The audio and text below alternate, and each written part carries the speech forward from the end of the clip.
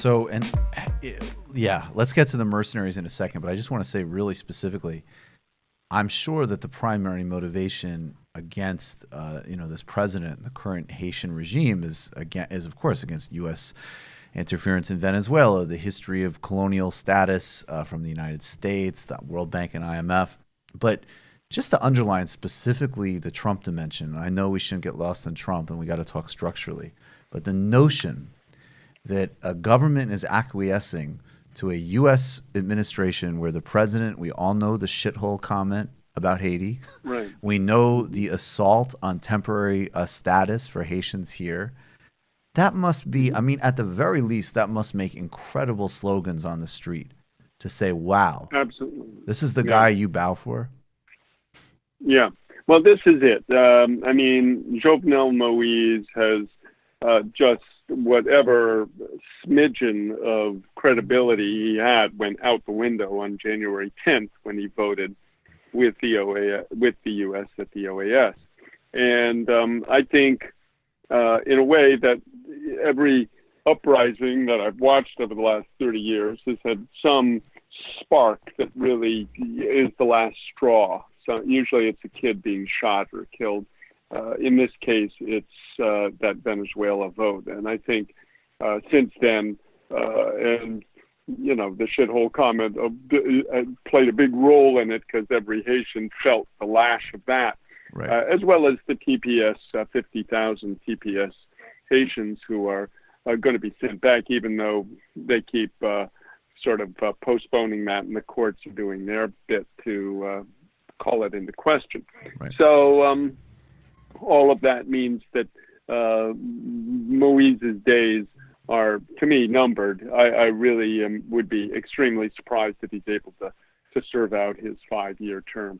Well, that's good news, and I think that the president might have some similar inclinations you do, because several weeks ago, there was a team of mercenaries that were arrested in Haiti.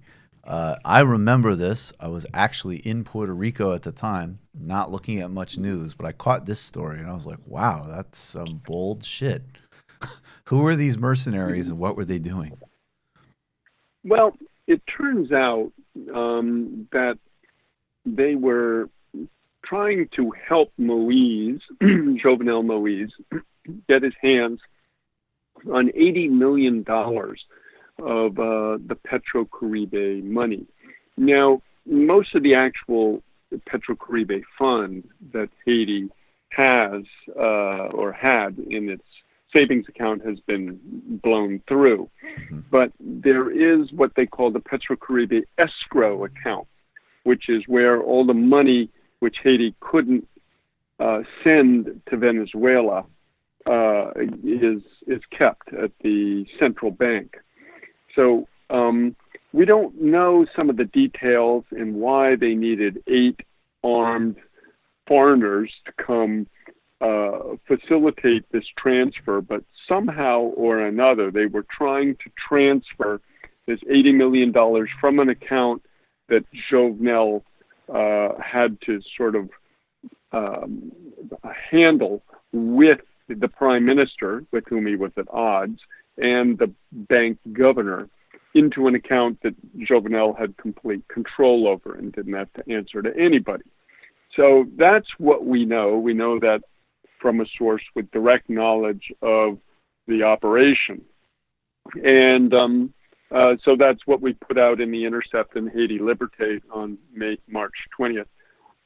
Now, after we came out with that, one of the former SEALs who'd been in the team in can Port-au-Prince. You tell, just really quickly before we get to that, can you remind everybody of like who was in this team, where they were pulled over, and the types of artillery they were carrying?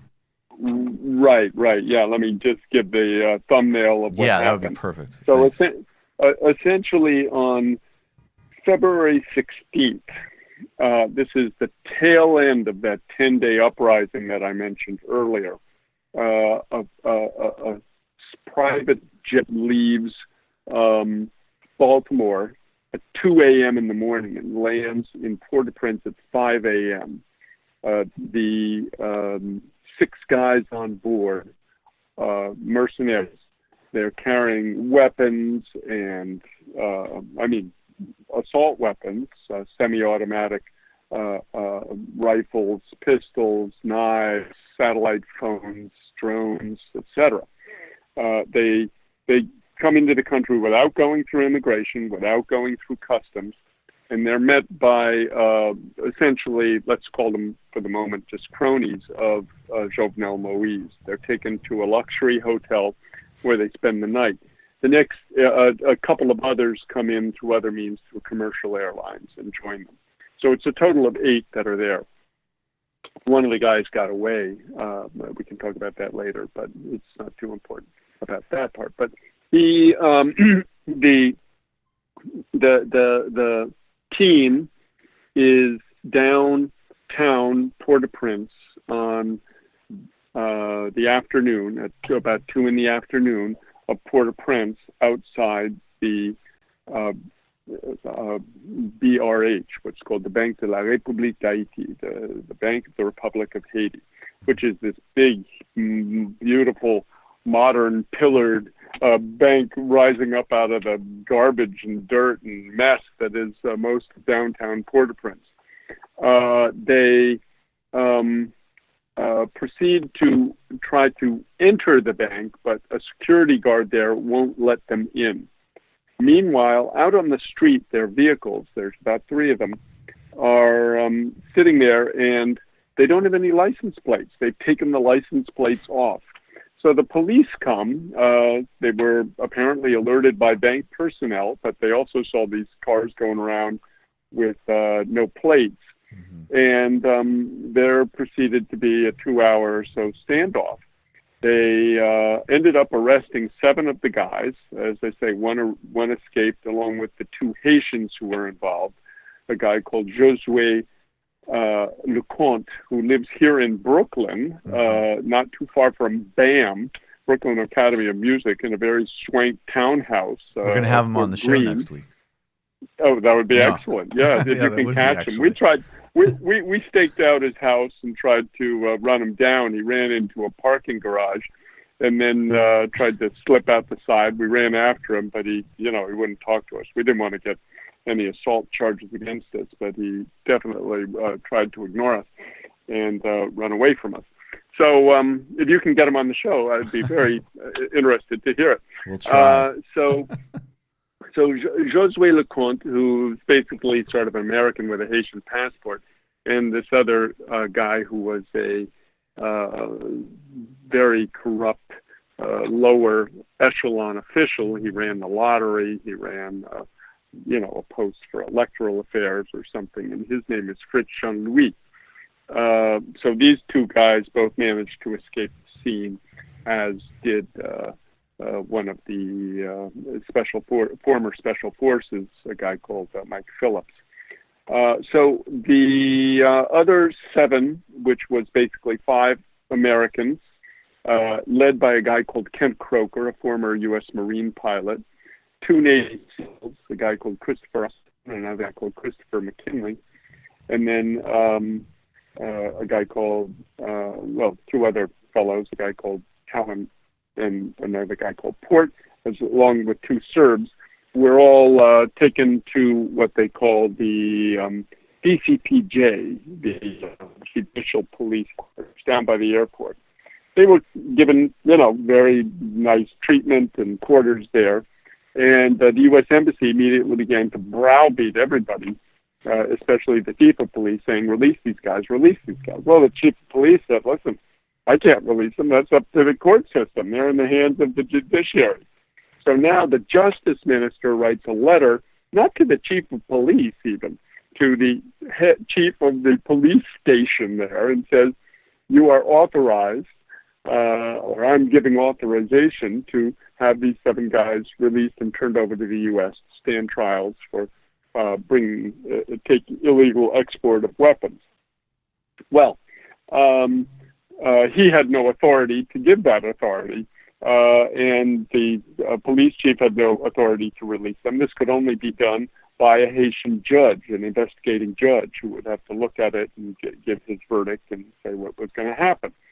So they just ran roughshod over the Haitian law, and then these guys were flown back and handcuffed to Miami, where they were given very cursory interviews by, I guess, the FBI, or I'm not sure which authorities yet because they haven't told us, and then released.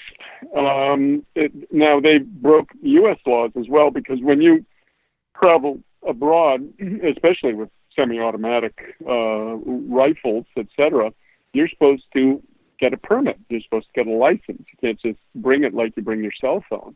You gotta tell the ATF about that. But they did not, and they're not being charged for that. So they violated U.S. and Haitian laws, Haiti's most egregiously. And at this point, we're continuing to look into it. There was a second contract, which was far, far more serious than even the grand theft that I just explained that they had. It involved mortal crimes, and but we're still investigating that one. But the long and short of it is we do know from, again, this source with direct knowledge, that they were trying to help Moise get his hands on this $80 million to use as he wants. But there was a potential, you can't say more, but just to be clear, there's a potential additional contracts that involved, as you said, like mortal, much more serious things than even grand theft. You've just watched a Michael Brooks show video, and you can watch all of our full main live shows every Tuesday night at around 7 p.m. Eastern Time, and subscribe to get all of the clips you want. We're covering the globe. We're focusing on international relations, the intellectual dark web. We're having fun. We're doing deep dives with a lot of amazing guests. Of course, become a patron for the whole thing at patreon.com/TMBS, or subscribe to this YouTube channel and help us keep growing and get that content out there. Subscribe below.